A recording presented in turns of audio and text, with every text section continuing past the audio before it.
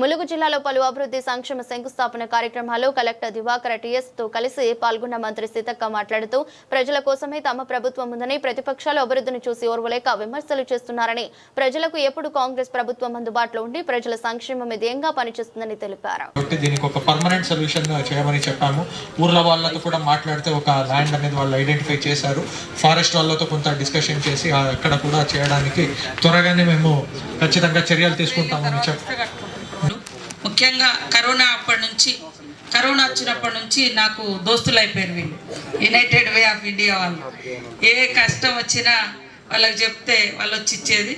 సరే ఈసారి కూడా మన ములుగు ఏరియాకి వచ్చి చేస్తున్నందుకు వాళ్ళ యునైటెడ్ వే ఆఫ్ ఇండియా మరి సోదరుడు రాము గారికి, అదేవిధంగా మన రాము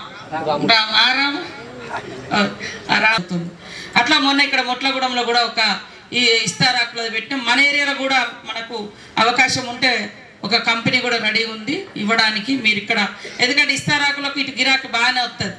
ఇక్కడ 2 రోజులకు ఒక 2-3 ఆడ కూర్చోండి అందరు అనుకొని అవి అమ్మొచ్చు. ఎందుకంటే రోజు భక్తులు పోతూ ఉంటారు, లేదా ఏదైనా ఫంక్షన్స్ ఉంటే, లేదా ఏదైనా షాప్దారులతో కూడా టైఅప్ అయ్యి వాళ్ళకి ఇచ్చినా మీకు పైసలు వస్తాయి.